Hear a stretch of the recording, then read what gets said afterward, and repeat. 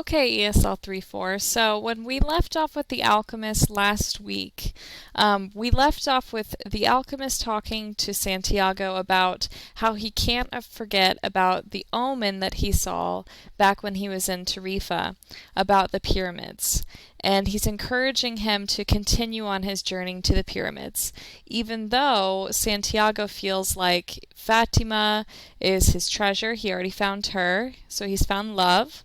And he also, if you remember, he just helped the people at the Oasis, all of the chieftains, he helped them win a war against other people. So he's also inherited all this gold. So he's rich, he's found the woman of his dreams, but the alchemist is telling him, don't give up on the dream that you had about going to the deserts. That is your destiny.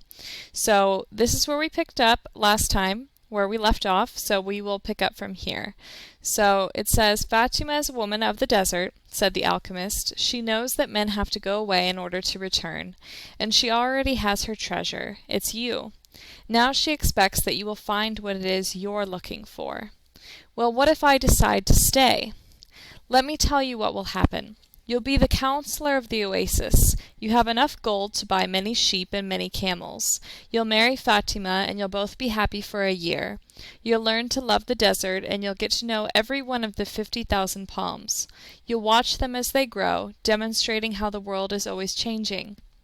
And you'll get better and better at understanding omens, because the desert is the best teacher there is.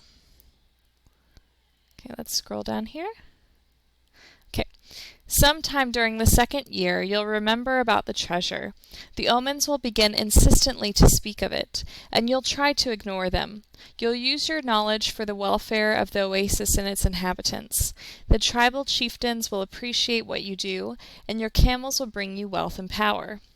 During the third year, the omens will continue to speak of your treasure and your personal legend. You'll walk around night after night at the oasis, and Fatima will be unhappy because she'll feel it was she who interrupted your quest. But you will love her, and she'll return your love. You'll remember that she never asked you to stay because a woman of the desert knows that she must await her man. So you won't blame her. But many times you'll walk the sands of the desert, thinking that maybe you could have left, that you could have trusted more in your love for Fatima, because what kept you at the oasis was your own fear that you might never come back. At that point, the omens will tell you that your treasure is buried forever. Then sometime during the fourth year, the omens will abandon you, because you've stopped listening to them.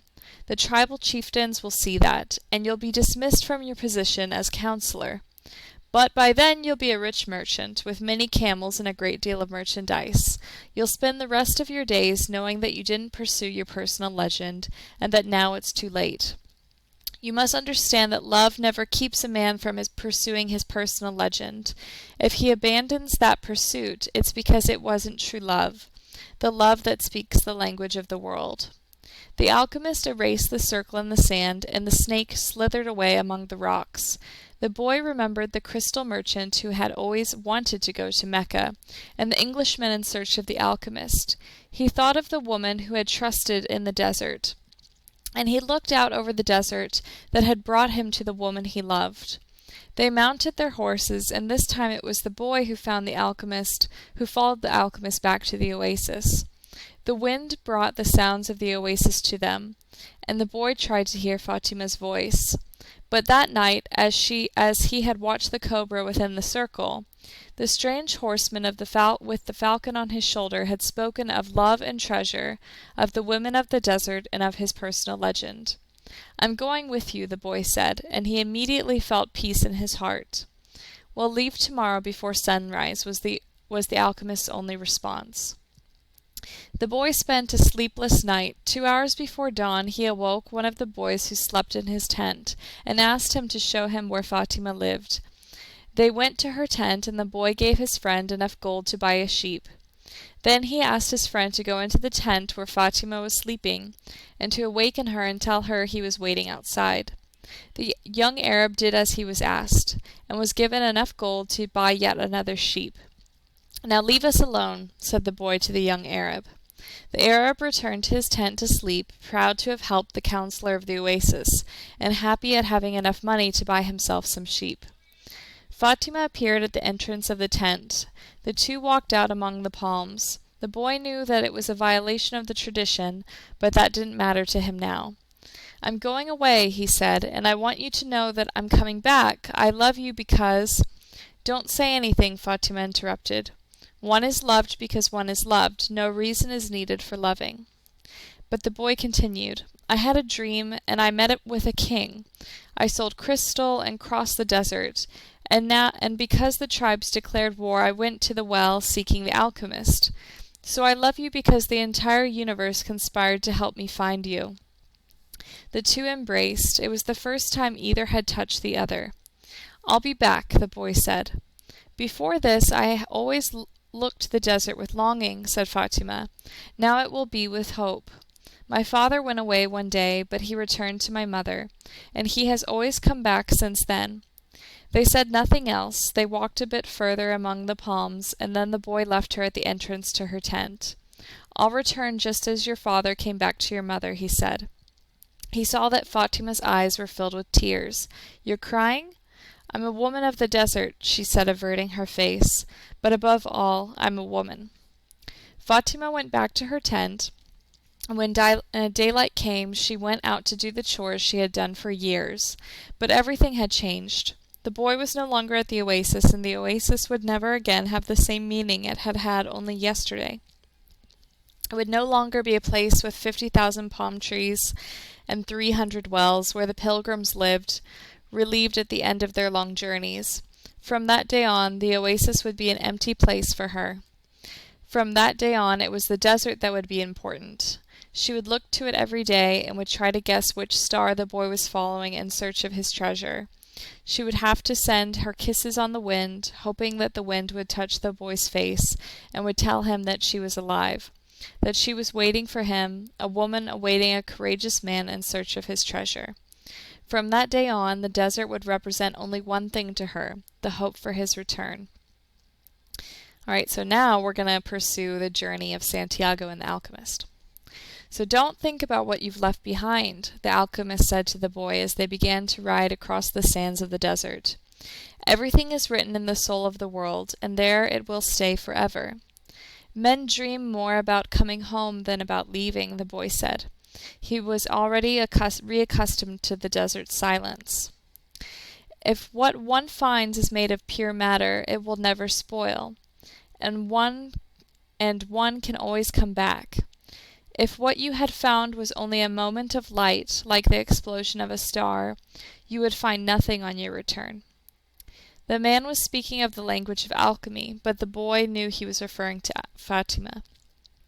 It was difficult not to think about what he had left behind. The desert, with its endless monotony, put him to dreaming.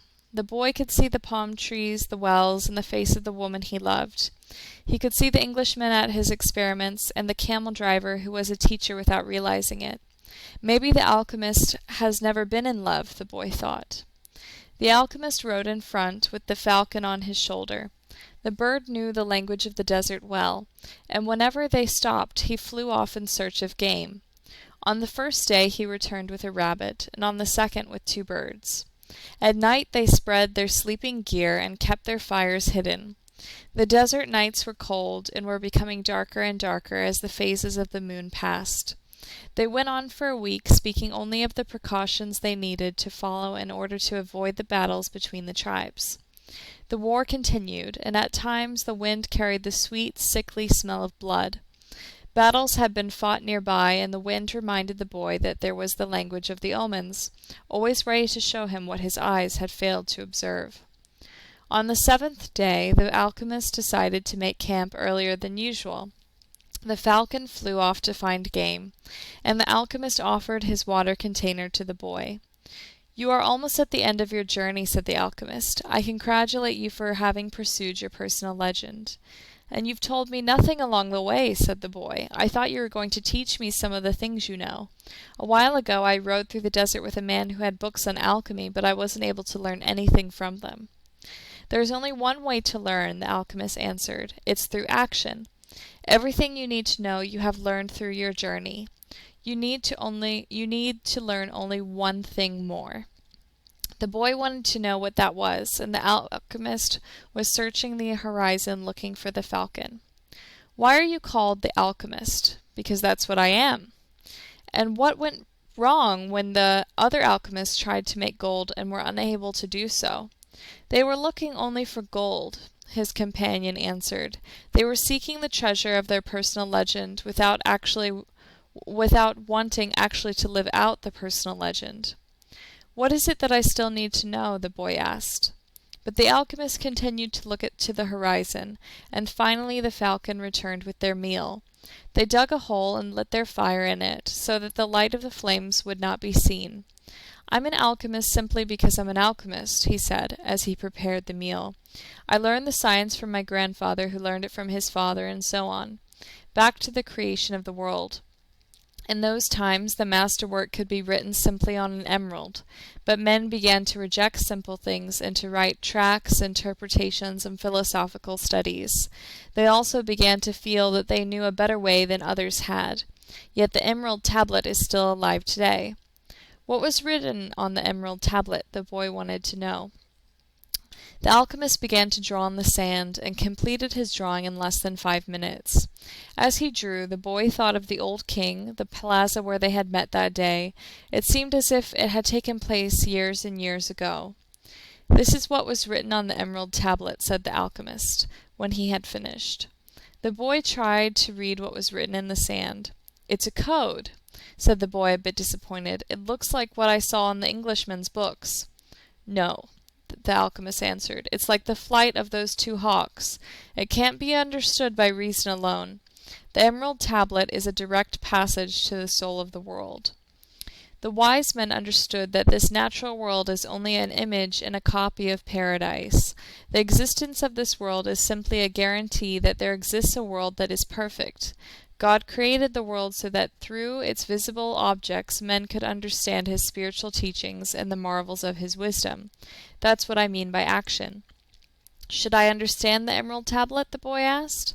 "Perhaps if you were in a laboratory of alchemy, this would be the right time to study the best way to understand the emerald tablet. But you are in the desert, so immerse yourself in it. The desert will give you an understanding of the world. In fact, anything on the face of the earth will do that. You don't have to understand the desert. All you have to do is contemplate a simple grain of sand, and you will see in it all the marvels of creation." "How do I immerse myself in the desert?" "Listen to your heart. It knows all things, because it came from the soul of the world, and will one day return there." All right, guys, so we're going to stop there for today, and then we'll pick up and see where he ends up and if he gets to the pyramids next time when we do our reading. All right, see you guys. Have a great week.